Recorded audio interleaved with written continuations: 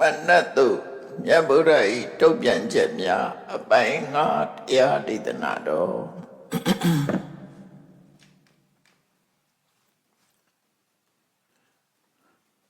မာရတန်ယုံမှာကိုခုမြောက်ဖြစ်တဲ့ပထမအာယုတုတ်တန်ကနေစပြီးတော့မြတ်စွာဘုရားနဲ့မနတ်တို့ရဲ့တွေ့ဆုံပြီးမြတ်ဗုဒ္ဓကဘလို့တုံ့ပြန်ပြောကြခဲ့တယ်မနတ်ကဘလို့ပြောတယ်ဆိုတာမတန်တာယူကြရအောင်မြတ်စွာဘုရားဟာရာဇဂုမြို့ဝေနုဝန်ကျောင်းတော်မှာတရင်သုံးနေတဲ့အချိန်ရှမ်းတန်ဃာတွေကိုတရားဟောတာဖြစ်တယ်ယန္တော်တွေကိုသတိပေးတဲ့အနေနဲ့မြတ်စွာဘုရားဟောတဲ့တရားကဘာဟောတော့ဆိုလူသက်တမ်းနဲ့ပတ်သက်ပြီးတော့ဟောတယ်အသက်ရှင်နေတဲ့အချိန်မှာအသက်ဆိုတာဟာဓမ္မတူတော်နဲ့ဆိုတဲ့အကြောင်းအဲ့ဒါနဲ့ပတ်သက်ပြီးမြတ်စွာဘုရားဟောတာအပ္ပမိတံဘိက္ခွေမနုဿနာအာယုလူတွေရဲ့ဒီအသက်ဆိုတာအလွန်တူတော်နေအသက်ဆိုတဲ့နေရာမှာအသက်ဆိုတာဘာခေါ်တာလဲလူတွေရဲ့တတန်းကာလကိုကြည့်မယ်ဆိုရင်လည်းတူတော်နဲ့လို့ပြောရမယ်သို့တော့တတန်းလို့ပြောတာမဟုတ်ဘဲနဲ့အသက်ရဲ့တူတော်မှုကိုမြတ်စွာဘုရားဆိုလိုတဲ့နေရာရှိတယ်အဲ့လိုဆိုလို့တော့လေဒီဆက်လက်ဖြစ်ပေါ်နေတဲ့တက်တန်းဒီပင်လေ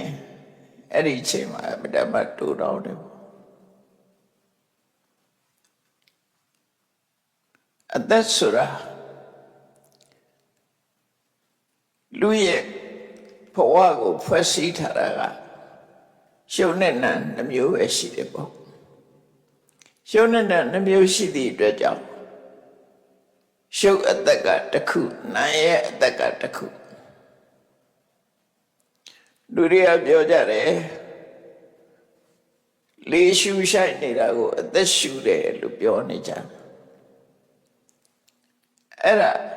ရှူနေတဲ့လေကအသက်လားလို့ဆိုမဟုတ်ဘူးရှူနေတဲ့လေကအသက်မဟုတ်ဘူးနော်အသက်ရှူတယ်လို့ပြောပေမဲ့လေဆိုတဲ့အောက်ဆီဂျင်မရှိရဘူးဆိုလို့ရှိရင်တော့လူအသက်ကသိဆုံးသွားနိုင်တယ်ပေါ့အသက်ရှိခြင်းရဲ့အသက်ယတ္တိခြင်းရဲ့အကြောင်းဖြစ်တယ်လေဟာအောက်ဆီဂျင်ဟာလူရဲ့အသက်ဆက်လက်ရှင်သန်နေဖို့အတွက်ထောက်ကူဖြစ်တယ်ရှိသည်ပန်းနေမညှိုးနှွမ်းအောင်ထိမ့်သိမ်းဆောက်ရှောက်တတ်တယ်လို့ပဲအသက်ကလည်းပဲဒီလေကလည်းပဲလူရဲ့အသက်ပြတ်တော့မသွားအောင်ထိမ့်သိမ်းဆောက်ရှောက်တယ်လို့အဲ့တော့အသက်ဆိုတာရုပ်ရဲ့အသက်ကရူပစီဝိတ္တရေလို့ခေါ်တယ်စီဝိတဣန္ဒရိယနှစ်ခုပေါင်းပြီးတော့စီဝိတ္တရေစီဝိတ္တရိယဒါကရုပ်အသက်နာမ်အသက်ကိုလည်းပဲစီဝိတ္တရေလို့ခေါ်တယ်စီဝိတဣန္ဒရိယစီဝိတဆိုတာရှင်သန်နေတဲ့ဣန္ဒရိယကမိမိကိစ္စကိုအစိုးရတယ်အဲ့တော့အသက်ကဘာလုပ်တာတော့ဆိုတာအသက်ဆိုတာမိမိနဲ့အတူတကွဖြစ်တဲ့ရှုပ်တရားနတ်တရားတွေကိုဆက်လက်ရှင်သန်နေအောင်ထိမ့်ပေးတာရှည်သည်ကြပန်းနေရှင်သန်ပွင့်လန်းနေအောင်ရေကထိမ့်ပေးတယ်လို့အသက်ရှင်သန်နေအောင်လည်းပဲ ရုပ်တရားတွေရှင်သန်နေအောင်လဲစီဝိတ္တိတွေကထိမ့်သိမ့်ပေးတယ်ပေါ့ရုပ်ရှင်သန်နေအောင်ထိမ့်သိမ့်ပေးတာကရုပ်စီဝိတ္တစိတ်စေတသိက်လို့ဆိုတဲ့နန္တရားတွေရှင်သန်နေအောင်ထိမ့်သိမ့်ပေးတာကနံစီဝိတ္တလို့ဒီနှစ်ခုလုံးဟာကံကြောင့်ဖြစ်တဲ့ရုပ်နဲ့နာမ်သာဖြစ်တယ်ကံကဖြစ်ပေါ်စေတာဖြစ်တယ်အဲ့တော့ကံကြောင့်ဖြစ်တဲ့တရှိတရဝတွေမှာရှင်သန်မှုကိုဒီအသက်ကထိမ့်ပေးနေတယ်ဒါဖြင့်စဉ်းစားစရာကသစ်ပင်နေလည်းပဲရှင်တယ်လို့ပြောကြတယ်နော်သစ်ပင်တွေကိုလည်းရှင်နေတာလို့ပြောအဲ့ဒီသစ်ပင်နေရှင်သန်နေတာအသက်ရှိသလားလူတွေကသစ်ပင်ကိုလည်းရှင်တယ်လို့ပြောတာကိုသစ်ပင်ကလည်းပဲငယ်ရနေပြီတဖြည်းဖြည်းကြီးလာတယ်အပင်ပေါက်လေးကနေပြီးတော့အပင်ကြီးဖြစ်လာတယ်အတိုင်းတာတစ်ခုရရှင်သန်နေတာပဲလူတွေကလည်းကလေးပေါက်စာလေးကနေပြီးတော့လူကြီးဖြစ်လာကြတာအဲ့လိုဆက်လက်ပြီးတော့ရှင်သန်နေအောင်စီဝိတ္တိတွေကထိန်းတာဖြစ်တယ်အဲ့ဒီဇီဝိတဆိုတဲ့ရုပ်ဇီဝိတနာဇီဝိတဟာကံကြောင့်ဖြစ်တယ်ဒါဖြင့်သစ်ပင်နေရှင်သန်နေအောင်ကရောအဲ့ဒီရုပ်ဇီဝိတကနေထိန်းတာလားနာဇီဝိတထိန်းတာလားဆိုသစ်ပင်မှာကံဆိုတာလည်းမရှိဘူးစေရနာဆိုတာလည်းမရှိဘူးနော်စိတ်စေရနာဆိုတာသစ်ပင်မှာမရှိဘူးမရှိသည့်အတွက်ကြောင့်သစ်ပင်မှာနန္တရားမရှိဘူးရှုပ်တရားတော့ရှိတယ်အဲ့ဒီယုတ်ဟာကံကြောင့်ဖြစ်တဲ့ယုတ်မဟုတ်သည့်အတွက်ကြောင့်စီဝိတမပါဘူးရှုပ်စီဝိတဟာကံကြောင့်သာဖြစ်တယ်ဉာဏ်နဲ့စိတ်တို့ဥဒုတို့အာဟာရတို့ကြောင့်မဖြစ်ဘူးကံကြောင့်ဖြစ်တယ်ဒါကြောင့်မို့သက်ရှိတရဝရရဲ့တဏ္ဍမဖြစ်တဲ့ရှုပ်စီဝိတနာစီဝိတသိတာလဲကံကြောင့်ဖြစ်တယ်နာစီဝိတကစိတ်စေရနာကိုထိမ့်သိမ့်ပေးတာဖြစ်တယ်ရှုပ်စီဝိတကကမ္မဇယုတ်တွေကိုထိမ့်သိမ့်ဆောက်ရှောက်တာဖြစ်တယ်အနုပါလနလက္ခဏာဘဝမှာရှင်သန်နေအောင်သက်ရှိတ attva တွေရဲ့ရုပ်ခန္ဓာနာမ်ခန္ဓာရှင်သန်နေအောင်ဒီစီဝိတဆိုတဲ့တက္ကတိထိမ့်သိမ့်ဆောက်ရှောက်ပေးတာသစ်ပင်နေကြတော့ဘသူကထိမ့်သိမ့်ဆောက်ရှောက်ပေးတာတော့ဆိုအထီးကမြေနဲ့ရေဓာတ်ကအစိုးဓာတ်ကနေထိမ့်သိမ့်ဆောက်ရှောက်ပေးတယ်ပေါ့အဲ့တော့သစ်ပင်နေမှာရောအောက်ဆီဂျင်မရှိဘူးလားလို့ဆိုရှိတယ်လို့ပြောကြတယ်နော်ရုပ်ပိုင်းဆိုင်ရာရှိတာသစ်ပင်ကရောလေးရှုသလားလို့ဆိုသူတို့မှလည်းလေးရှုတယ်လို့လောကီကျမ်းနေမှာတော့အဲ့လိုဆိုတယ်သို့တော့ဘယ်လိုသဘောထားမလို့ဆိုလို့ရှိရင်သက်ရှိတ attva တွေမှာကြတော့ဒီကံ့ကြောင့်ဖြစ်တဲ့ရုပ်နဲ့ကံ့ကြောင့်ဖြစ်တဲ့နန္တရားတွေဟာသက်ရှိတ attva တွေမှာရှိတယ်သစ်ပင်ကြတော့ကံ့ကြောင့်ဖြစ်တဲ့ရုပ်လည်းမရှိဘူးစိတ်စေရနာဆိုတာလည်းမရှိဘူး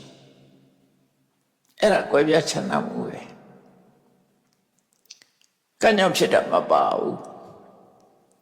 သို့တော့ကံ့ကြောင့်မဖြစ်ဘူးဆိုတာတိုက်ရိုက်မဖြစ်တာကိုပြောတာ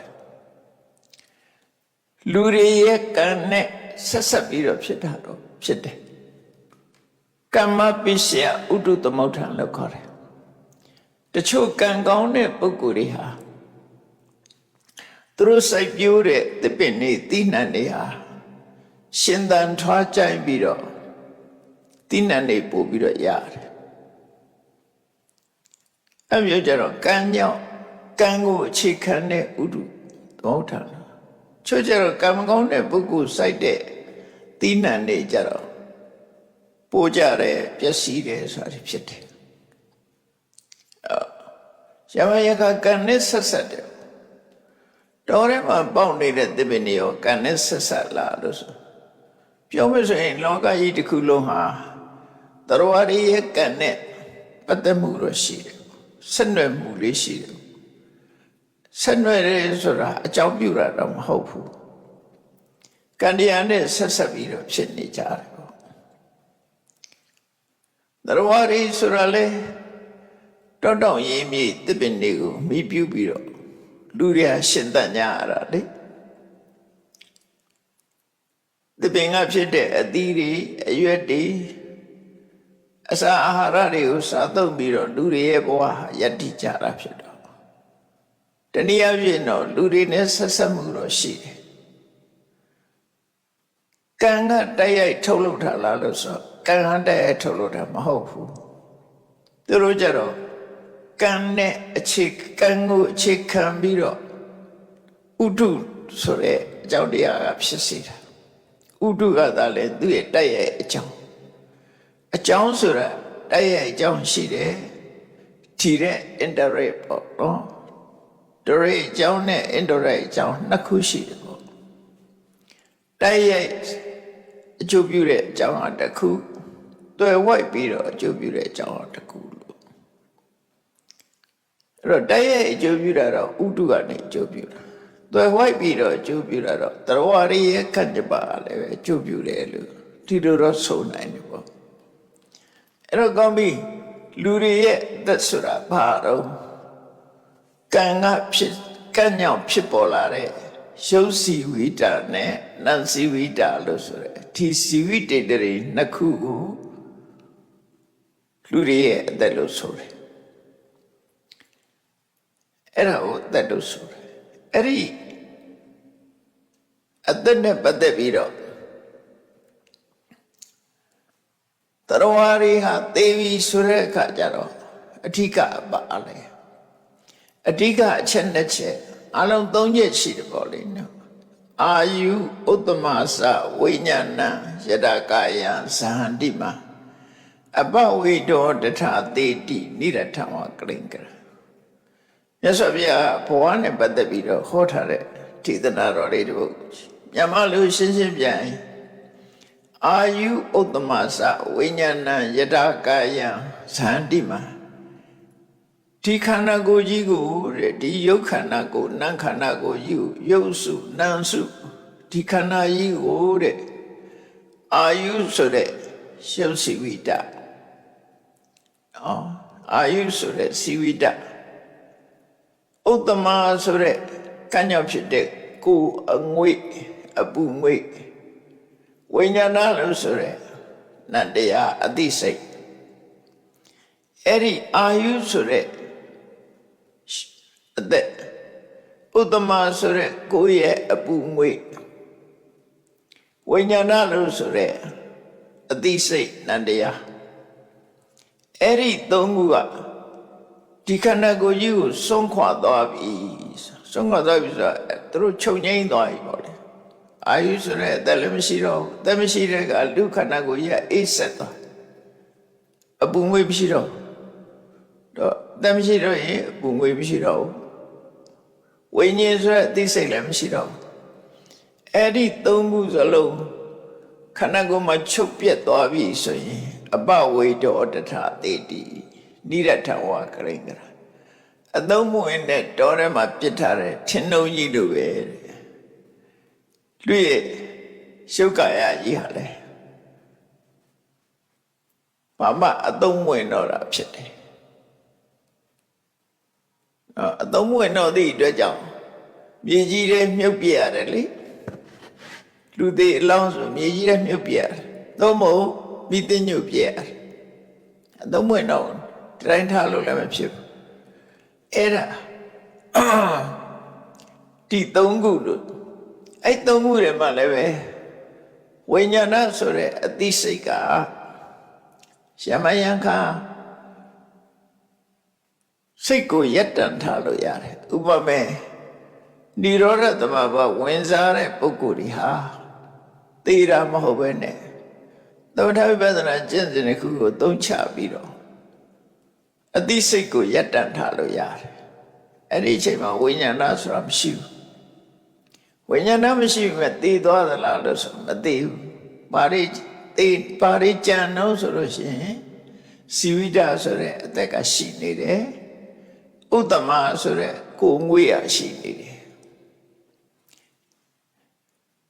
အဲ့ဒီနှစ်ခုဟာလူရဲ့ဘဝသိဆုံးခြင်းမသိဆုံးခြင်းဆိုတာကိုအဲ့ဒီနှစ်ခုနဲ့ပဲဆုံးပြရတယ်ယမယံခါ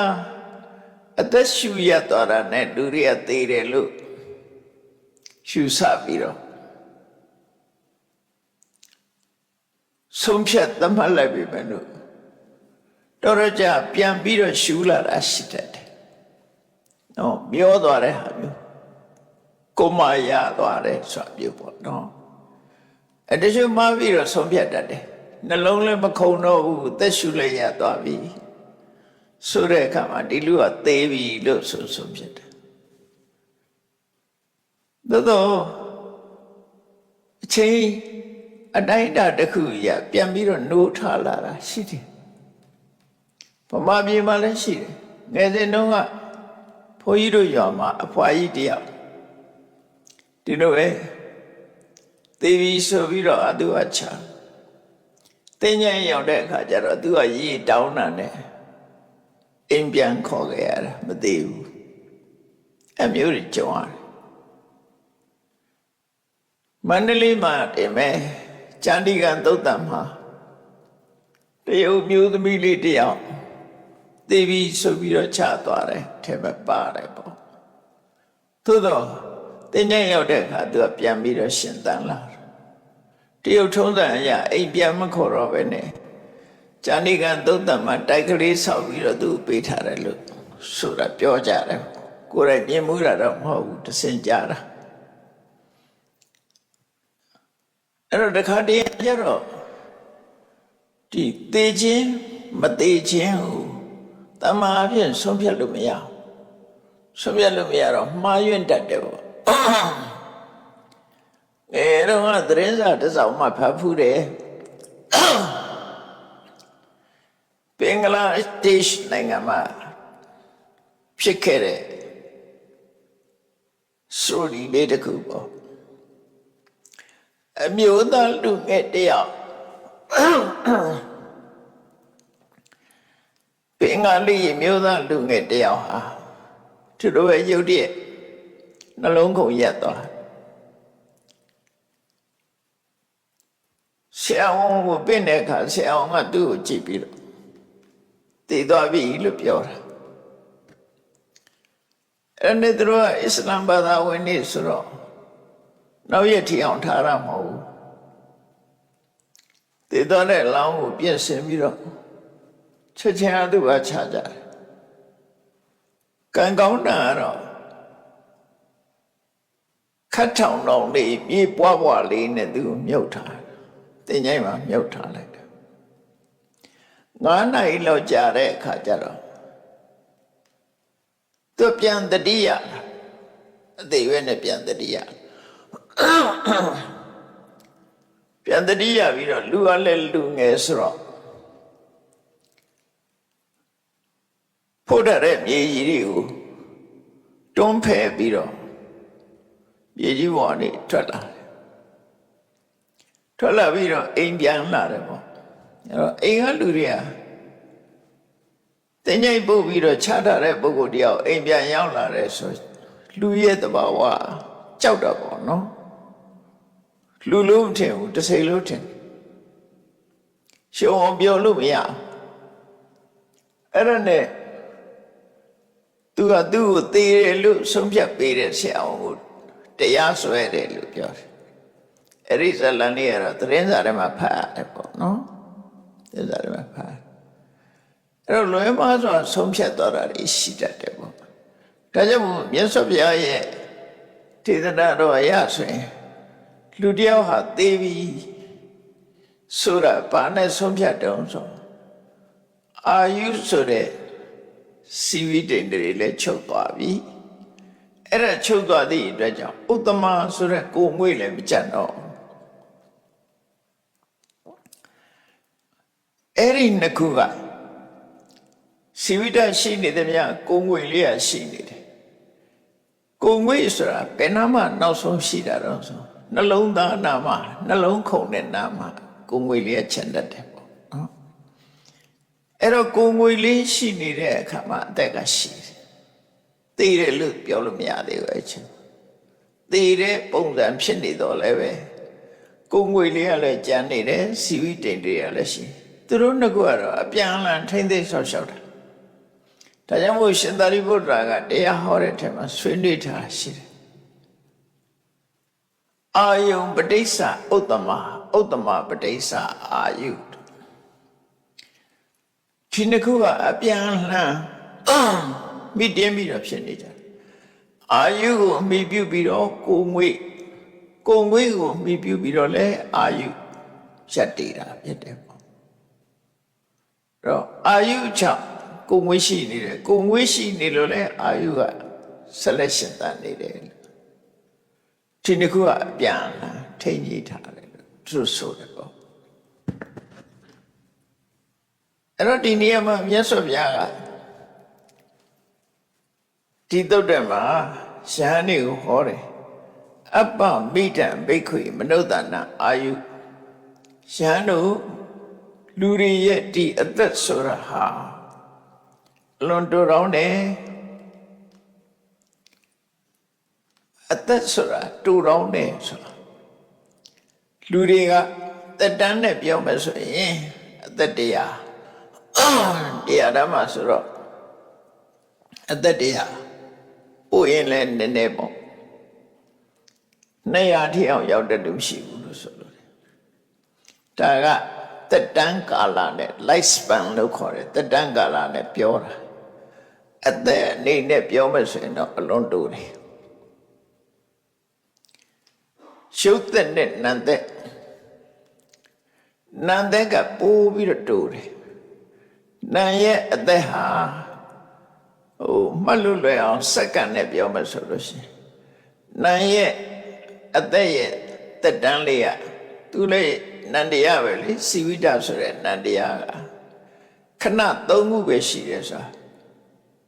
ဖြစ်ခြင်းတည်တံ့ခြင်းချုပ်သွားခြင်းဖြစ်တည်ပြက်ပေါ့ဖြစ်တည်ပြက်ဆိုတော့ခဏငယ်လေး3ခုပဲရှိတယ်ဖြစ်တည်ပြက်3ခုကိုခဏတစ်ခုလို့ခေါ်တယ်အဲ့ဒီမဲ့ခဏတစ်ခုဟာဖြစ်တဲ့အခိုက်ကတစ်ခုရပ်တန့်သွားတဲ့အခိုက်ကတစ်ခုပြတ်သွားတဲ့အခိုက်တန်တစ်ခုအဲ့ဒီ3ခုပေါင်းလို့ရှိရင်ဒါသူ့ရဲ့ခဏတည်တံ့နေတဲ့အချိန်ပိုင်းလို့သူတို့ဆိုလို့ပေါ့နော်ဘယ်ရပဲဖြစ်တာရဲ့ရပ်တန့်သွားတာရဲ့ပြတ်တာရဲ့2ခုရှိတယ်အလုံး3ခုရှိပေါ့နော်စဉ်းစားကြည့်လိုက်ခဲတစ်လုံးကိုကောင်းကင်ဘုပြစ်တင်လိုက်တယ်ဆိုတော့အဲ့မှာအခိုက်အတန့်ဘယ်နှခုရှိတော့ဆို3ခုရှိတယ်ခဲတစ်လုံးကိုအပေါ်မြောက်တိုက်တဲ့အခါမှာတက်သွားတဲ့အခိုက်အတန့်ရှိတယ်အတက်ရက်သွားတဲ့အခိုက်အတန့်ရှိတယ်ပြန်ကျလာတဲ့အခိုက်အတန့်ရှိတယ်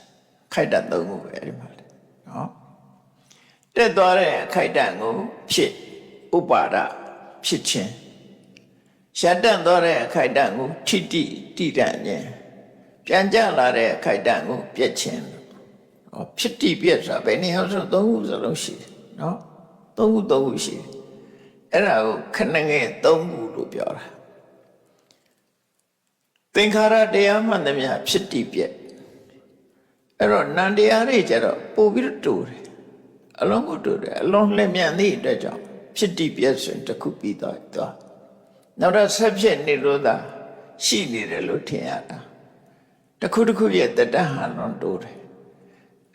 ရုပ်ကြတော့ဒီဖြစ်တာကတော့တိုးတောင်းတဲ့ခဏလေးတစ်ခုပြတ်သွားတဲ့အချိန်ပိုင်းကလည်းတိုးတောင်းတယ်ဒါပေမဲ့တည်တဲ့ချိန်ပိုင်းကြီးကနည်းနည်းကြာတယ်ရုပ်ကြတော့သူကြတော့ဘလို့အတိုင်းတာနဲ့ပြောတော့ဆိုရင်စိတ်ပေါင်း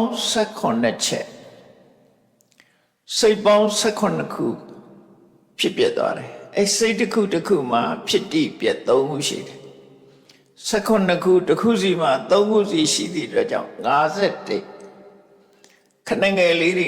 50ခုရှိတယ်အဲ့တော့နန္တကဖြစ်တည်ပြက်ခဏအတူလေးအတွက်မှာပဲပြီးသွားတယ်ရုပ်ကြတော့ခ ခဏငယ်ပေါင်း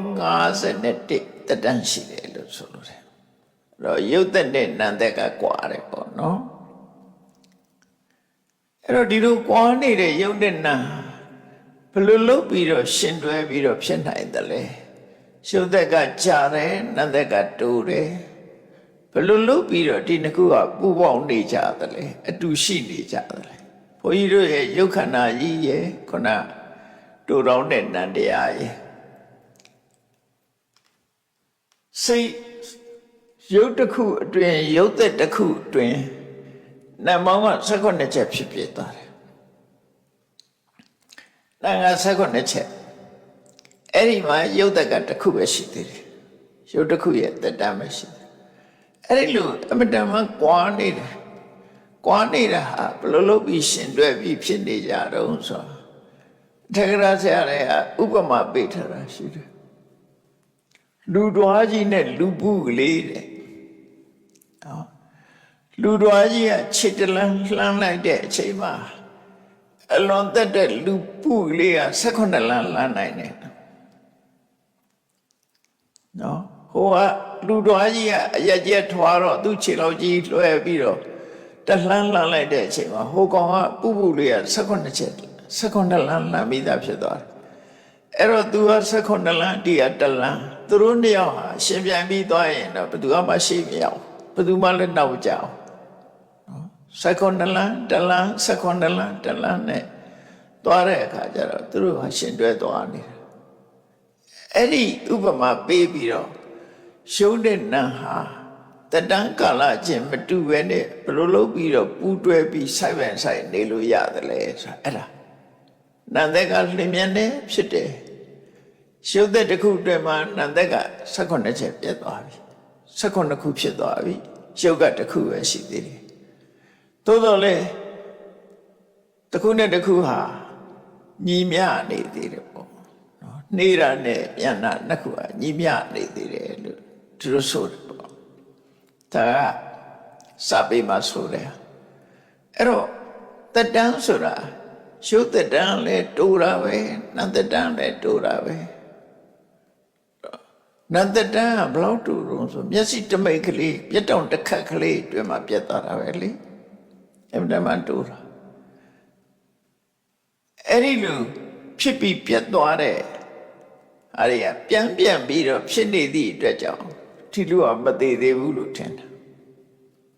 အမှန်တော့အချိန်ပေါင်းများစွာသူကသိဆုံးနေတာဖြစ်တယ်တနေ့မှာရုပ်တွေကများစွာပျက်စီးနေတယ်နန္တရားတွေကလည်းဖြစ်ပြီးတော့ပျက်စီးနေတယ်အဲ့တော့တနေ့မှာအချိန်ပေါင်းများစွာသိဆုံးနေခြင်းဖြစ်တယ်သို့သောသိဆုံးနေတာကိုဘာလို့မသိသလဲလို့ဆိုရင်တန်တတိလို့ခေါ်တဲ့ဖြစ်စဉ်ကြီးရှိတယ် process ကြီးမြေတဲကရေတွေဟာစံစမပြစီးနေသည့်အတွက်ကြောင့်မတရားရေတွေရှိနေတယ်လို့ထင်တယ်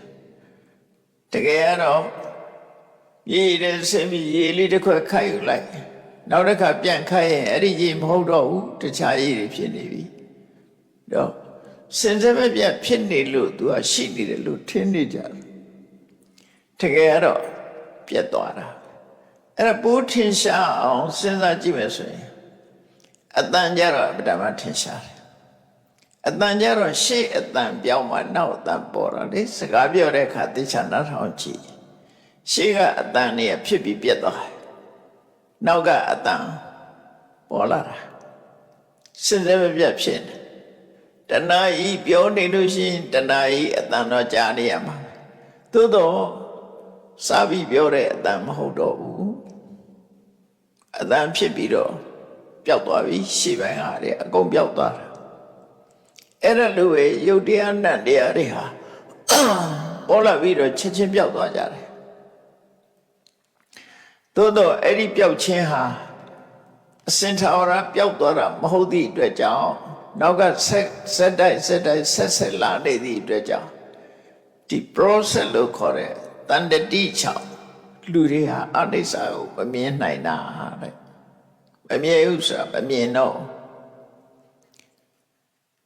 မမြဲတာကိုမြင်ဖို့ရအတွက်ဘာလို့အောင်အဲ့ဒီဖြစ်စဉ်ကြီးကိုအသိဉာဏ်နဲ့ဖယ်ပြလိုက်လို့ရှိရင်တော့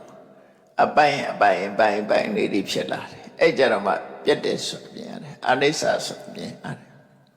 ဒါကြောင့်ဝိသုဒ္ဓိမေမှာဆိုထားတာလေဒီဖြစ်စဉ်ကြီးကဖုံးနေသည့်အတွက်ကြောင့်ဖြစ်ပြီးပြတ်သွားတယ်ဆိုတဲ့အနိစ္စသဘောတရားကိုမမြင်ကြတာတဲ့အဲ့ဒီတန်တတိဆိုတာဖြစ်စဉ်ကြီးတခုဖယ်လိုက်ပြီးတော့တကယ်ဖြစ်ပြတ်သွားတဲ့အတိုင်းတာကိုကြည့်မယ်ဆိုလို့ရှိရင်တော့ဘယ်ရပဲဖြစ်ပြီးရင်ပြတ်သွားတယ်ဆိုတာထင်ရှားတယ်ရဲ့အဲ့ဒါကိုဆိုတာအဲ့တော့ဒီအနိစ္စဆိုတဲ့သဘောတရားကိုထင်ရှားသိအောင်အချိန်နဲ့စဉ်းစားကြည့်အောင်မနေ့ပိုင်းမှာနေထွက်လာတယ်နေထွက်လာပြီးညနေကျတော့နေဝင်သွားတယ်ဒါဖြစ်စဉ်ကြီးပဲနေဟာဟုတ်ခနဲ့ထွက်ပြီးတော့ဟုတ်ခနဲ့ဝင်သွားတာမဟုတ်ဘူးတရွေချင်းသွားတာအဲ့ဒါလိုလူရဲ့ခန္ဓာကိုယ်မှာရှိတဲ့ယုတ်တိနတ်တွေကလည်းပဲတလန်းပြီးတလန်းပြတ်သွားကြတာပဲเนาะတလန်းတစ်ခါပြတ်တလန်းတစ်ခါပြတ်အဲ့ဒီအပြတ်တွေကိုကြည့်လိုက်မယ်ဆိုလို့ရှိရင်လူရဲ့အသက်ဟာသိပ်တိုးတောင်တယ်တစ်စက္ကန့်နဲ့မှပဲပြတ်နေကြတယ်เนาะဖြစ်ပြီးပြတ်နေအဲ့ဒါကိုရည်စူးလိုက်မယ်ဆိုလို့ရှိရင်လေမြတ်စွာဘုရားကအပ္ပမိဒံဘိက္ခွေမနုဿန္တံအာယုယဟန်တို့လူတွေရဲ့ဒီအသက်ဆိုတာအင်တမတူတောင်းတယ်လို့ပြောတာနော်အမတန်တူတောင်းတယ်တတန်းနဲ့ပြောမယ်ဆိုလို့ရှိရင်လေနှစ်တရာဆိုတာ1000နဲ့ဆိုင်တူတောင်းတာပဲလေခုကတတန်းတူတယ်အဲ့တော့အသက်တူတယ်ဆိုတာကိုသတိထားမိဖို့မြတ်စွာဘုရားဒီတရားကိုဟောတာရန်တို့လူတွေရဲ့အသက်ဟာအလွန်ပဲတူတောင်းတယ်တဲ့ခမဏီယောတံပရာယောနောက်ဘဝတစ်ခုသွားမှာဖြစ်တယ်ဒါဘယ်သူပဲဖြစ်ဖြစ်နောက်ဘဝသွားတော့ဒီဘဝမှာယက်တိလို့မရဘူးကြာကြီးယက်တိလို့မရဘူးဥပမာဘာနဲ့တူလို့ဆိုရင်တပင်တပင်ကသီးလာတဲ့အသီးဟာအညာမှာအသီးလေးတွေကတန်းလန်းလေးဖြစ်နေစဉ်နဲ့မြအဲ့ဒီအသီးရဲ့အနေအပါတော့ဆိုရင်အညာကနေလွတ်ပြီးအောက်ကိုကျွေးကြဖို့ပဲမကျွေးတဲ့အသီးဆိုတာရှိကုန်ရှိနော်အညာကနေပြီးတော့အသီးလေးကပြုတ်ကြမှာပဲတနေ့မဟုတ်တနေ့ပြုတ်ကြမှာသူတို့ဆိုလို့လေအဲ့တော့လူရဲ့အသက်ဟာလည်းပဲတနေ့မဟုတ်တနေ့ပျောက်သွားမှာပဲပျောက်သွားရင်ဒီအခြေအနေမဟုတ်ဘူးအခြေအနေတစ်ခုကိုရောက်သွားတယ်အဲ့ဒါကိုပြောတာခမဏီယောတံပရာယောနောက်ဘဝဆိုတာသွားရမှာပဲတဲ့ဒါကလူသဘာဝကိုပြောတာအသက်ဆိုတာလွန်တူတယ်နောက်ဘဝဆိုတာသွားရမှာဖြစ်တယ်အဲ့တော့ဘာလို့ရကတ္တပံကုသလံအပြစ်ကင်းပြီးတော့ကောင်းကျိုးချမ်းသာပေးနိုင်တဲ့အလုပ်မျိုးတွေကိုလုပ်တဲ့နဲ့ဒါဘုရားရဲ့အဆုံးအမထားပဲနော်ယတ္တိနေရာမှာမဟုတ်သည့်အတွက်ကြောင့်ပြစ်ကင်းတဲ့ကုသိုလ်လုပ်တွေကိုလုပ်တဲ့နဲ့လုပ်ပါထာဝရပြင်းနေတာမဟုတ်သည့်အတွက်ကြောင့်ကောင်းတာတွေကိုလုပ်ပါလို့တိုက်တွန်းစရိတ္တပံပြမစရိယမြတ်သောအကျင့်ကိုကျင့်ပါမြတ်သောအကျင့်ဆိုတာဘာပြောတာမဂ္ဂင်၈ပါးအကျင့်မဂ္ဂင်၈ပါးအရှင်းဆိုတာဘာကိုပြောတာလဲသီလသမာဓိပညာသီလကိုအခြေခံပြီးတော့သမာဓိကိုထူထောင်သမာဓိထူထောင်ပြီးအသိပညာရအောင်လုပ်ပါလို့ပြောတာအဲ့တော့ပညာဆိုတာလောကမှာတော့လူတွေကဒီအသက်မွေးဝမ်းကြောင်းပညာကိုလည်းပညာလို့ခေါ်ကြတာကျောင်းတွေမှာသင်တာကိုလည်းပညာသင်တယ်လို့ပြောတယ်ကောလိပ်တို့တက္ကသိုလ်တို့သင်တာလည်းပညာသင်တယ်လို့ပြောတယ်တကယ်ကတော့အဲ့ဒါတွေဟာပညာလားလို့ဆိုမဟုတ်ဘူးတကယ်သင်နေတာ subject matter တွေပဲသင်တာလေအကြောင်းအရာတစ်ခုခုသင်တာပဲဖြစ်တယ်အဲ့ဒီအကြောင်းအရာကိုလက်တွေ့အသုံးချပြီးသိတဲ့အခါမှာပညာဆိုတာအဲ့ဒီသင်ယူတဲ့ဟာကိုသုတလို့ပဲခေါ်တယ်ပညာလို့မခေါ်ဘူးပါဠိမှာ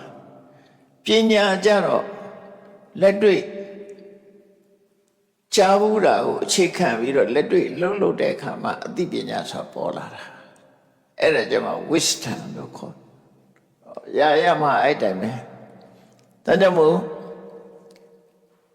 ဒီဖြမစရိယမြတ်သောအကျင့်ဆိုတာသီလကိုအခြေခံလိုက်သီလကိုအခြေခံပြီးတော့စိတ်တည်ငြိမ်မှုကိုကြိုးစားစိတ်တည်ငြိမ်လာပြီဆိုရင်သဘာဝအမှန်တရားတွေကိုသိလာလိမ့်မယ်အဲ့တော့ဘယ်လိုဒါကြောင့်မို့လို့မြတ်သောအကျင့်ကိုကျင့်ပါဆိုတာအဲ့ဒါလောက်ခိုင်းတာပဲအဲ့ဒါဒီသီလကိုအခြေခံထားမှတမာတိလို့မှာလွယ်လွယ်ကူအောင်နိုင်တာသီလမရှိတဲ့ပုဂ္ဂိုလ်ကစိတ်ကိုထိန်းလိုက်တာနဲ့တပြိုင်နက်သူမဟုတ်တာလှုပ်ထားတာတွေကအရှူရှူဝင်လာတယ်ကိုမဟုတ်တာလှုပ်တာကိုပဲသိတာကိုသူများအသိကြမှာသိမှာပေါ့နော်အဲ့တော့မဟုတ်တာလှုပ်ထားတာတွေသိလာသည့်အတွက်ကြောင့်စိတ်ကိုရက်အာယုန်တစ်ခုတည်းပေါ်မှာရက်တက်ဖို့သူဘယ်လိုပဲကြိုးစားမရအောင်အာယုန်ဒီပုံရိပ်တွေကထိုးဝင်လာတာဥပမာပဲအင်္ဂုလိမာလာဆိုလူဘွားတော်ကသူဟာပင်ကိုကမိုက်မဲတဲ့ဆရာမရှိတော့လည်းပဲဆရာရဲ့စိတ်ခိုင်းတဲ့ကြောင့်သူဟာလူမိုက်ဘွားရောက်သွားတယ်လူတွေတပ်ပြီးလက်ညှိုးဖြတ်တဲ့လူသက်သမားကြီးဖြစ်ရောက်သွားမြတ်စွာဘုရားနဲ့တွေ့တဲ့အခါမှာမြတ်စွာဘုရားတရားကိုနာရပြီးသူကအဲ့ဒီအလုပ်ကိုလူတွေတတ်တဲ့အလုပ်ကိုရဆိုင်ပလိုက်တယ်မြတ်စွာဘုရားပေးတဲ့ကမ္မထံကိုသူထိုင်တယ်တရားထိုင်လိုက်တာနဲ့ဘာတွေတွေ့တော့ထဲမှာသူလူတွေကိုလိုက်တတ်နေတာတော့တော်ရင်းကသူနေခဲ့တဲ့ဘဝအခြေအနေတွေကပဲလွှမ်းမိုးနေတာအဲ့ဒီပုံရိပ်တွေကိုသူဖယ်လို့မရ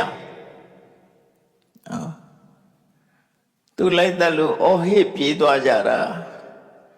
အမေမတတ်ပါနဲ့အဖေမတတ်ပါနဲ့သူမတတ်ပါနဲ့အော်ကြဟစ်ကြသွေးရဲ့တန်ရဲ့အဲ့ဒီပုံရိပ်တွေပဲသူကောင်းတဲ့ရောက်တရားထိုင်လိုက်ပြီဆိုရင်ရှူရှူရောက်လာတယ်တမာတိဘယ်လိုလုပ်ရမရနောက်ကြတော့မြတ်စွာဘုရားကရဟန်းဝတ်တဲ့အချိန်ကစပြီးတော့မင်းဘယ်သူမှမတတ်တော့ဘူးမဟုတ်လားအဲ့တော့ရှေ့ပိုင်းကလုပ်ခဲ့တာတွေမေ့ထားပြီးတော့ရဟန်းဘဝကနေစပြီးဒီဘက်ကိုကြည့်လိုက်လို့အဲ့ဒီကြတော့အတော်သင့်စိတ်ချမ်းသာရပြီသူတရားထိုင်လို့ရသွားနော်အဲ့ဒီလိုနီးပေးလိုက်မှအဲ့ဒီပုံရိပ်တွေကရုတ်တရက်မနှောက်ယှက်တော့တာဖြစ်တယ်။နှုတ်ဆိုရင်မကောင်းတဲ့လှုပ်ထားတဲ့လူတယောက်ကမကောင်းတဲ့ပုံရိပ်တွေကစိတ်ကိုထိန်းချိုးလိုက်တာနဲ့တပြိုင်နက်အရှူရှူရောက်လာတတ်တယ်။ရှူရှူရောက်လာပြီးဒီပုဂ္ဂိုလ်ဟာတမာတိကိုမရနိုင်ဘူး။ဒါကြောင့်သီလဆိုတာတမာတိရဖို့အတွက်ညာကြီးထောက်ကူဖြစ်တယ်။ကိုချင်းသီလကောင်းနေတဲ့ပုဂ္ဂိုလ်ကြတော့ငါမဟုတ်တာလုံးထားဘူး။ကိုကြည့်လိုက်ရင်အပြစ်ကကင်းစင်နေတယ်ပြစ်ကင်းစင်တော့စိတ်ချမ်းသာတယ်စိတ်ချမ်းသာရတဲ့အတွက်ကြောင့်သူကပီတိဖြစ်တယ်ပီတိဖြစ်လို့ကိုယ်စိတ်ငြိမ်းချမ်းတယ်ငြိမ်းချမ်းလို့ချမ်းသာတယ်ချမ်းသာလို့တမာရိယာအလွယ်တကူဖြစ်တယ်ဒါမှမဟုတ်သီလနဲ့တမာရိဆိုဆက်ဆက်နေသီလရှိအောင်ကြိုးစားရတယ်သီလရှိရင်တမာရိဆိုတဲ့စိတ်တည်ငြိမ်မှုရလာအဲ့ဒီတမာတိရှိပြီဆိုတော့မှတကယ်အစစ်မှန်တွေကိုမြင်နိုင်တဲ့ပညာသိတဲ့ပညာဆိုတာလာတယ်အဲ့ဒါတော့ပညာဆိုတာပညုတ္တရသဗ္ဗိဓမ္မလို့ဆိုတဲ့အတိုင်းကုသတရားတွေထဲမှာတော့ပညာဟာလမ်းဆုံးပန်းတိုင်ပဲဖြစ်တယ်ပေါ့အဲ့တော့ဝိပဿနာပညာနဲ့ရှုတရားနံတရားတွေရဲ့သဘာဝကိုသိရှိနားလည်တဲ့အဆင့်ကိုရောက်ပါတယ်အဲ့ဒါအတွက်စရိတဗံဗြဟ္မစရိယံဆိုတာဒီစကားလုံးနဲ့အဲ့ဒါကိုပြောတယ်နော်သီလအကျင့်သမာဓိအကျင့်ပညာအကျင့်ကျင့်မှာဒါမြတ်သောအကျင့်ပဲတူတောင်းနေတဲ့တက်တန်းလေးမှာတန်ဖိုးရှိတဲ့အလုပ်တွေကိုလုပ်ဖို့ပြီးတော့ တတိပေးတာမြတ်စွာဘုရားနတ္ထိသာတတအမရဏလူလောကမှာမွေးလာတဲ့ပုဂ္ဂိုလ်မသေးဘူးဆိုတာမရှိဘူးတဲ့သိကြပါသေးဘယ်လိုဖြစ်ဖြစ်မသေးတဲ့လူရှိသို့တော်လည်းဗမာပြည်မှာကြည့်တယ်ဓာတ်လုံးရည်စိန်တောက်တာတို့ဖိုးထိုးတာတို့အဲ့ဒီလှုပ်ပြီးတော့ဝိဇ္ဇာသောကြီးနဲ့မသေးဘူးလို့ထင်ပြီးလုံနေကြတယ်မြတ်စွာဘုရားစကားအရာဆိုရင်သိချင်းတရားကိုကာကွယ်နိုင်တဲ့ဤဆိုလောကမှာမရှိဘူးဗမာပြည်မှာတော့အရှင်အတွက်တို့အသေးအတွက်တို့လုံနေကြဒါယုံကြည်ချက်တစ်ခုသာဖြစ်မယ်နော်အဲ့တော့အသေးတဲ့ပုဂ္ဂိုလ်ဆိုတာမရှိဘူးတော့မသေးတာတော့မဟုတ်သေးသွားတာဥပသူတို့ကအရှင်အတွက်တို့အသေးအတွက်တို့လုံနေကြတာသေပြန်တော့လည်းထွက်သွားတယ်လို့ပြောတာဘယ်သူပဲဖြစ်သေရင်တော့ထွက်သွားမှာပဲလေပါထွက်တာအသက်ထွက်သွားတာပဲအဲ့ဒါတခုတော့သစ္စုံကြီးဟာဘဝကိုဆုံးသက်တာတခုပဲဖြစ်တယ်ပေါ့အဲ့ဒါကိုဘယ်နည်းနဲ့မှလူဘဝမသေးအောင်ကြိုးစားလို့မရဘူးဆိုတာဒါပြောပြတာနော်နတ္ထိသာတတအမရဏသာတတလူဘဝမှာမွေးဖွားလာပြီဆိုလို့ရှိရင်အမရဏမသေးဘူးဆိုတာနတ္ထိဘယ်တော့မှ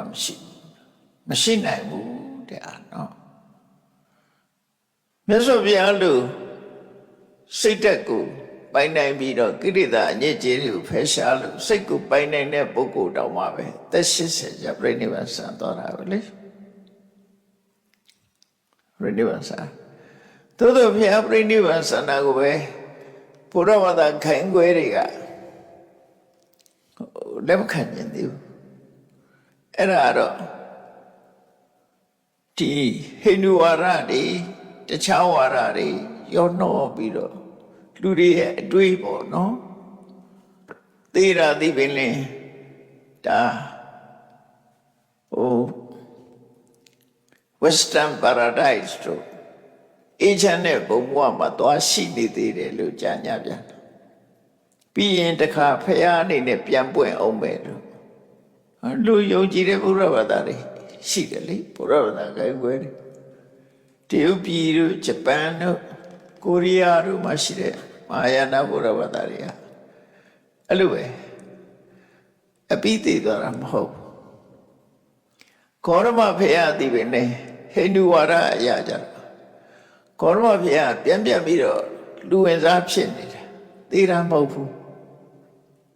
ဒီထေရဝါဒဘုရားဘာသာအရာသာဖရာပြိဋိဘံဆံသွားပြီဆိုပြိဋိဘံဆံသွားတယ်ဆိုငြိမ်းသွားတာကိုပြောတာငြိမ်းသွားတာဆိုတာဘာကိုပြောတာတော့မိတော့ကလေးတောင်းနေတယ်မိလေးငြိမ်းလိုက်တယ်ဘယ်ရောက်သွားတော့ဘယ်မှရောက်သွားလို့ရှာလို့မရတာနော်မိလေးငြိမ်းသွားတယ်လို့ခန္ဓာငြိမ်းသွားတာကိုပဲဒါပြိဋိဘံဆံတယ်လို့ပြောတာအဲ့တနည်းအားမှသွားနေတာမဟုတ်သို့တော့ဟိန္ဒူဝါဒနဲ့အခြားဘာသာဝါဒတွေမှာကြတော့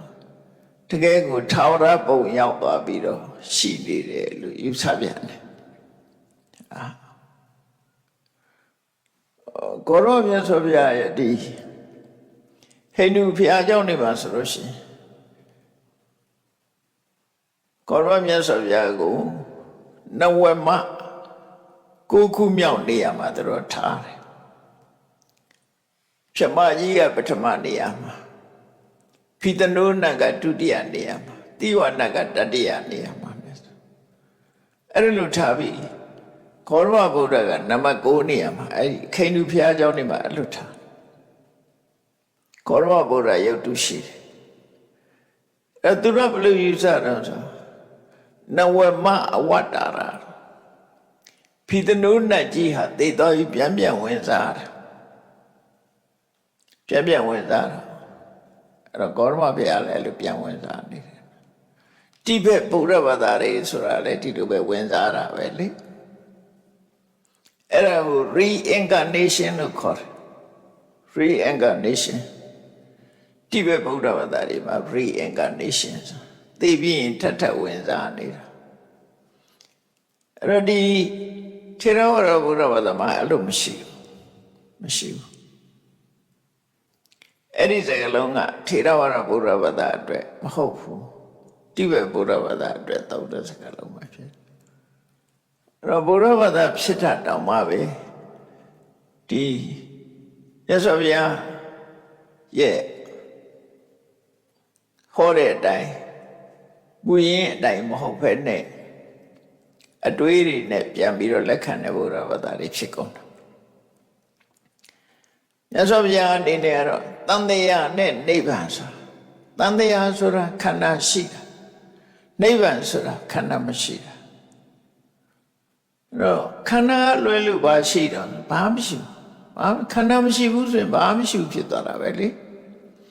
ခန္ဓာဖြစ်နေတာကတန်တရားခန္ဓာလုံးဝချုပ်သွားတာကနိဗ္ဗာန်နိဗ္ဗာန်မှာဘာရှိလဲခန္ဓာမရှိခန္ဓာမရှိသည့်အတွက်ကြောင့်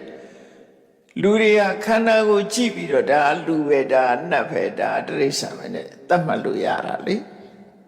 ခန္ဓာမှမရှိရင်ဘာနဲ့တော့သတ်မှတ်ပါသတ်မှတ်လို့လည်းမရဘူးသတ်မှတ်ပြီးတော့ပြောစရာမရှိတော့ဒါကိုအပညတိကောလို့ခေါ်တယ်အမိပေးစရာမရှိတော့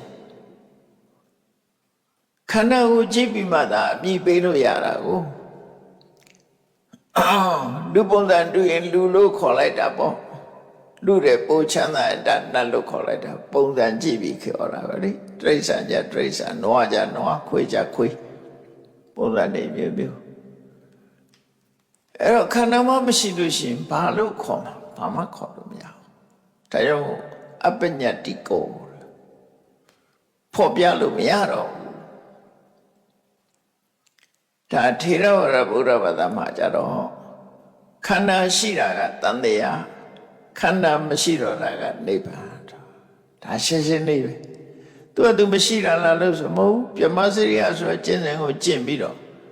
ခန္ဓာရှိခြင်းရဲ့အကြောင်းဖြစ်တဲ့ကံနဲ့ကိလေသာကုန်အောင်လုပ်တာပဲကံနဲ့ကိလေသာကုန်သွားလို့ရှိရင်ဒီခန္ဓာဆိုမလာတော့ဘူးဒီလိုဆိုလို့တယ်နော်ဒါကြောင့်မို့မြတ်စွာဘုရားခန္ဓာရှိနေလို့ရှိရင်နတ္ထိသန္တတအာမရဏမွေးလာတဲ့ပုဂ္ဂိုလ်မသေးဘူးဆိုတာမရှိဘူးတဲ့တက်တန်းနဲ့ပြောမယ်ဆိုလို့ရှိရင်ရဟန်းတို့လူလောကမှာအသက်ရှိဆုံးဆိုတဲ့ပုဂ္ဂိုလ်ဟာအနှစ်တရာပဲဖြစ်တယ်တရားတဲ့နည်းနည်းပို့တာလည်းရှိတယ်မြတ်စွာဘုရား80ပဲနေရှင်အနန္ဒာတို့ကျတော့120ရှင်ဘာကုလကျတော့160ရှင်နုရုဒ္ဓ150ဒီလိုတက်တန်လေးတွေဖះလက်ထက်မှာအသက်ရှိဆုံးကတော့ရှင်ဘာကုလပဲလူဘဝနဲ့280ရဟန်းဖြစ်ပြီးတော့280တက်160နေရတယ်အဲ့ဒီလိုမြတ်စွာဘုရားလူသဘာဝကိုအသက်နဲ့ပတ်သက်ပြီးတမိတ်တမောကြီးအသက်ရှိတယ်လို့အသက်ရှိတယ်လို့ထင်ပြီးတော့မေ့ပြီးတော့မကောင်းတာတွေမလုပ်ဖြစ်အောင်ကောင်းတာတွေကြိုးစားဖို့ဆိုပြီးတော့ယဟန်တွေကိုဟောတဲ့အခါမှာမဏ္ဍကြီးကပုံမဖော်ပဲနဲ့အတန်မဏ္ဍရဲ့အတန်ဝင်လာတယ်ဖះစကားဟောပြောနေတဲ့ခြားထဲမှာမဏ္ဍကဘာဝင်ပြောတာတော့ဆိုထီကမာယုမနုဿာနာနန္နဟိလိသူပောရိတောလူရဲ့တတန်းဆိုတာရှေးပါတယ်နော်သူကမတူပါဘူးရှေးပါတယ်ဖះစကားကိုလက်ပဲဖြတ်တာပေါ့နန္နဟိလိသူပောရိတောလူတော်လူကောင်းတယောက်အနေနဲ့အသက်ကိုမရှုတ်ချပါနဲ့စရိယခိရမတောဝါနို့ကိုအာရပါရစုပ်ပြီးတော့နေတဲ့ကလေးပေါက်စာလေးဟာသူသေဖို့ဘယ်လိုမှမစင်စားသလိုပဲဟုတ်တယ်လေကလေးပဲသိမလဲပြီးခင်ရဲ့တို့ရီကိုစုပ်ပြီးတော့နှစ်ချိုင်နေတဲ့ကလေးလေးဟာပြောနေတယ်လို့ပဲစရိယခိရမတောဝါနိုးစုပ်နေတဲ့ကလေးလေးလို့ပြောနေစမ်းမှာသေမနေမတွေးပါနဲ့ပြောနေပါနတ္ထိမစ္ဆုတအာဂမောသေခြင်းတရားဆိုသေခြင်းတရားရဲ့ရောက်လာတဲ့ဆိုတာမရှိပါဘူးဖရာတရားတော်ကိုတိုက်ဆန့်ကျင်ပြီးတော့ ညင်ချက်ထုတ်ပြီးတော့ပြောလိုက်တာဒါ Rachel လို့တဲ့ခေါ်တာပေါ့နော်ဖះဟောတဲ့စကားကိုညင်ပယ်လိုက်တော့အဲ့ဒီမှာမြတ်စွာဘုရားဒီအတန်ရှင်ကဘယ်သူလဲလို့ကြည့်တော့မနှက်ဖြစ်တယ်မနမန်သိတော့ချက်ချင်းတုတ်ပြန်ပြောလိုက်တယ်အပ္ပမာယုမနုဿာနာမဟုတ်ဘူးလူရဲ့သက်စွာတန်တိုးတယ်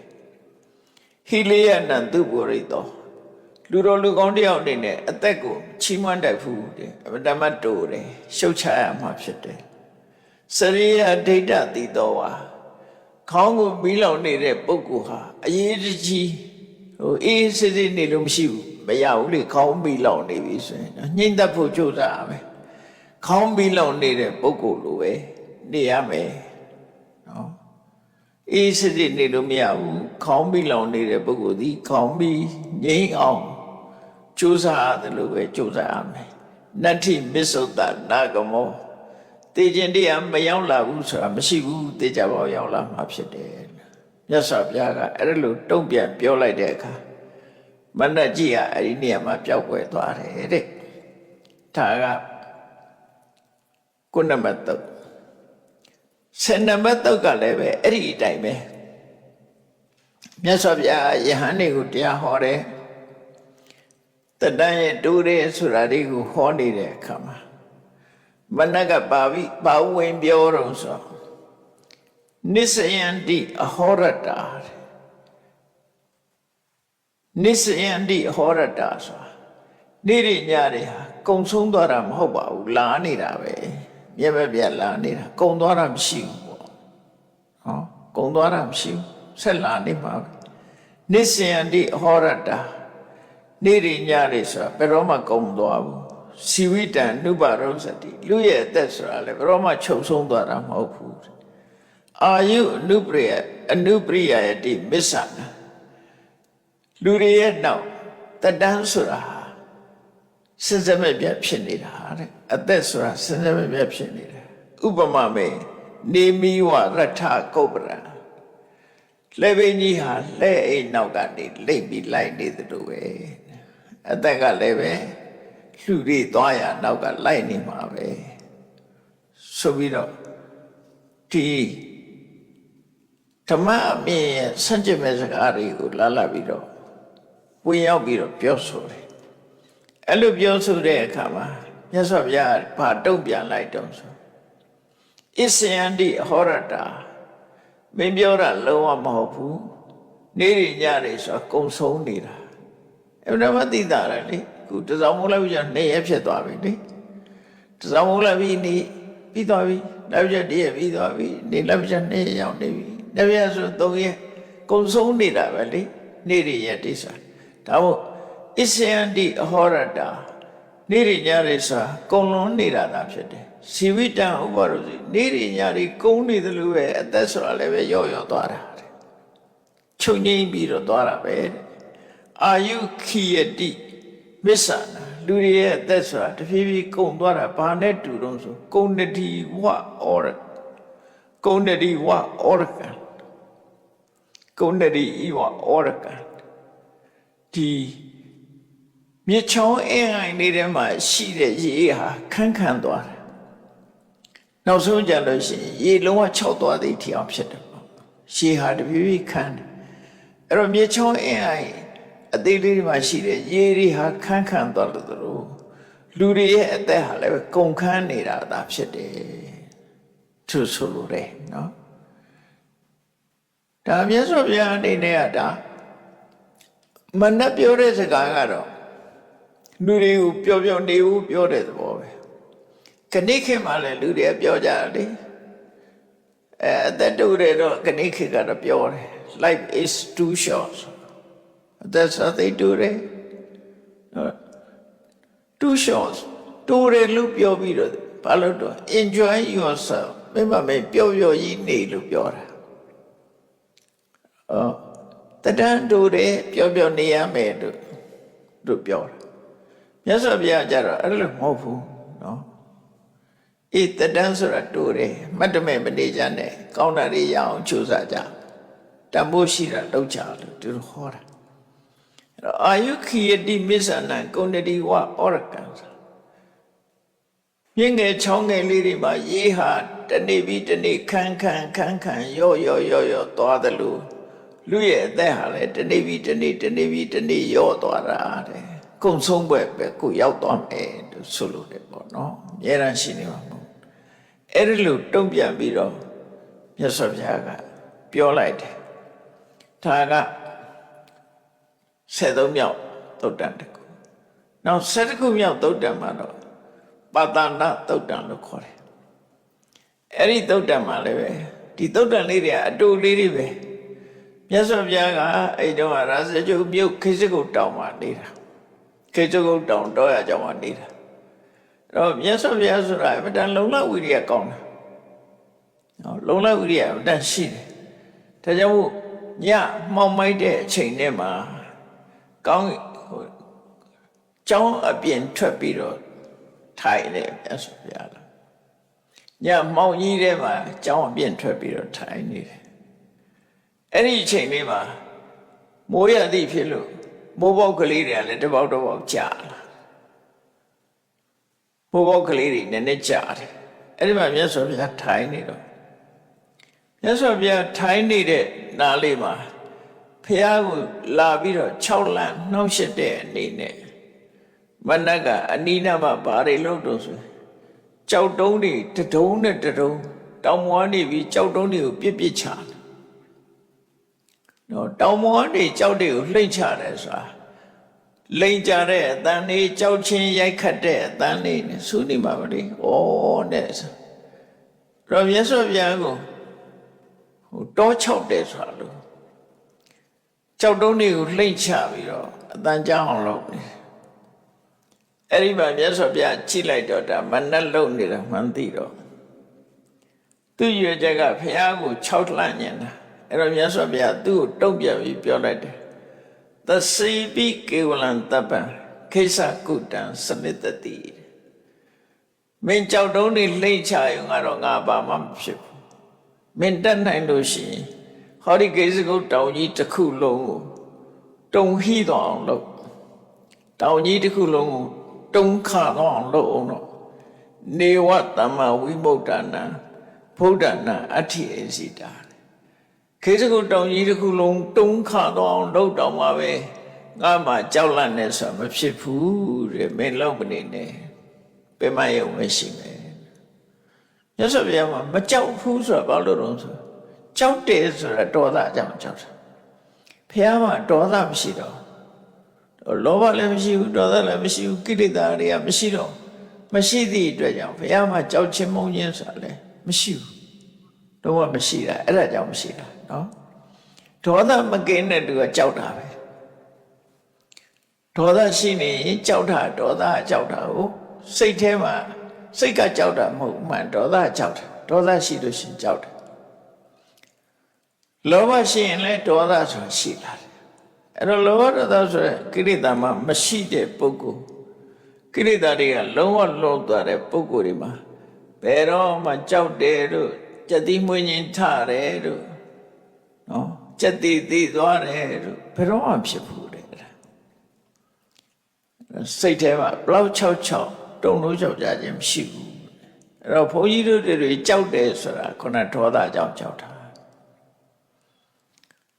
အဲ့လိုမြတ်စွာဘုရားတုံ့ပြန်လိုက်တဲ့အခါကျမှမဏ္ဍကြီးဟာငါလုံနေမှရဟန်းဂေါရမသိသွားပြီဆိုပြီးအဲ့နေရာမှာပဲပျောက်ကွယ်သွားတယ်ဒါက7ခုမြောက်သုတ်ရဲ့မတန်တင်ထားတဲ့ချက်အေးမဏ္ဍသူမြတ်ဗုဒ္ဓရဲ့တုံ့ပြန်ချက်တွေဟာသူ့ရဲ့လှုပ်ဆောင်မှုနဲ့ပတ်သက်ပြီးတော့ခုလိုဘယ်လိုပဲနှောက်ရှက်မြတ်စွာဘုရားရဲ့တုံလုံးချောက်ချမှုကိုဘယ်လိုမှဖြစ်အောင်လုပ်နိုင်တာမဟုတ်ဘူးစိတ်နှလုံးတုံလုံးချောက်ချတဲ့ဆိုတာကိလေသာဆိုတဲ့လောဘဒေါသမောဟတွေရှိတဲ့ပုဂ္ဂိုလ်ရဲ့စိတ်သားလင်တုံလုံးချောက်ချမှုဖြစ်တယ်ကိလေသာတွေကလွတ်မြောက်ပြီးတော့နေတဲ့ပုဂ္ဂိုလ်ရဲ့စိတ်ဓာတ်ကြန့်ခိုင်နေပေါ့ကြန့်ခိုင်သည့်အတွက်ကြောင့်ဘယ်လိုဆွဲဆောင်လို့မှလည်းမရဘူးဘယ်လိုကြောက်အောင်လုပ်လို့မှလည်းချောက်လို့မရဘူးဆိုတာကိုသိရှိနားလည်ပြီးမိမိတို့ရဲ့စိတ်ဓာတ်ကြန့်ခိုင်ရေးအတွက် မြတ်ဗုဒ္ဓနိပေးသည့်အတိုင်းကြည်ကြံကြုတ်ကုတ်ပွားများအထောက်နိုင်ကြပါစေကုန်သတည်း